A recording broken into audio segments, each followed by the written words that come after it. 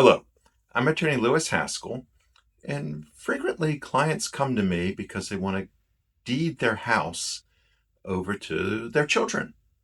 And I ask them why they're doing this, and they tell me it's because they're afraid of Medicaid. They're afraid of Mass Health taking their house if they go into a nursing home. Now, really, that's probably not the best way of dealing with this problem. First of all, it has no advantages over what I think is the best way, which is the so-called Medicaid trust, because the deeding of the house to the children has the same 5-year look back as the deeding of the house to the trust has. I mean, in other words, if you deed out the house and you go into the nursing home within 5 years of executing that deed, you still have a problem. Mass Health is still able to attach the house and take back the money that they pay for the nursing home. So the deed doesn't solve that problem. It really doesn't solve any problem, but it does create a host of problems. The big one is it's now the kid's house. It's not your house anymore. Now, on the most extreme, that means that the child can actually throw you out of the house. And I know you think they would never do that. And you're probably right. But let me tell you, there have definitely been cases where people have deeded their house to their child thinking that their child would never do that, and the child did it. The child can sell the house and keep the money. The child can refinance the house and keep the money. It's the kid's house. They can do with it as they please, and there's nothing you can do about it because you gave them the house. But there are other problems. Now that it's the child's house, the child's creditors can come after the house just as they could as if it had always been the child's house. So, they can sue your kid and attach the house, foreclose the house, whatever. They can go after the house. It's no longer your house, it's their house. Divorce becomes a huge problem because that house is now part of the marital estate. And you may find in the very near future that half of your house belongs to your child's ex, who you probably never liked anyway. And that would really be bad. But then there's another problem that you have. Since you gave it away, and if you're worrying about a nursing home, you're probably not a young person, and you probably bought that house a long time ago when real estate was a lot cheaper. And so let's say you bought the house 30 years ago for $50,000 and the house is now worth $500,000. You are giving that child a $450,000 capital gain that the IRS is chomping at the bit to tax them on. And oh, by the way, if they don't live in that house, you do. They don't even get the $250,000 capital gains exclusion that you get if you were to sell the house.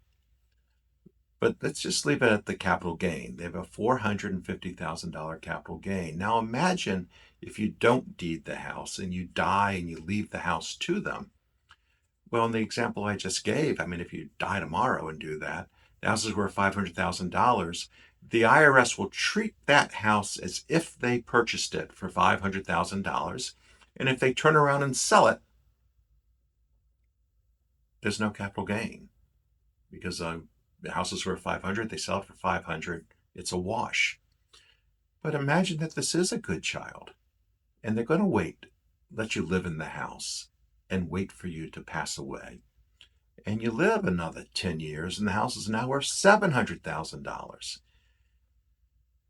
Well, if you deeded the house to them, they now have a $650,000 capital gain. But if you die with the house worth $700,000 and you leave it to them, no capital gain on that $700,000. Even if they sell the house 10 years later for $1 million, it's only a $300,000 capital gain. The difference between $1 million and $700,000, not a $950,000 capital gain. Which, we're not here to make the IRS happy. We're not here to make the Massachusetts Department of Revenue happy. We're here to help you and your family. And so I think the better way to go is the Medicaid trust. Let me give you another tax problem. Mom wanted to get the house out of her name in case she ever went to a nursing home.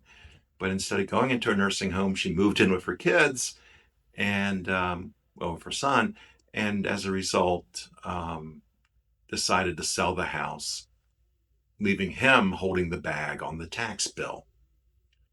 So this is a problem that you can encounter. I think the solution that has been created for this problem is the Medicaid trust.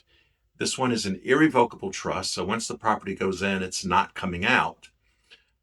But you get to put your house in the trust. You can live in the house for the rest of your life. Your trustee, who can't be you, but your trustee has to manage the house for your benefit. They're not allowed to throw you out. The mother would have gotten a $250,000 capital gains exclusion if it were still her house. The mother was collecting Social Security, so what little bit of capital gains she would have still been taxed on would not have been taxed very hard. But my client was making over $100,000 a year. His wife was making good money as well. And they do not get the $250,000 capital gains exclusion.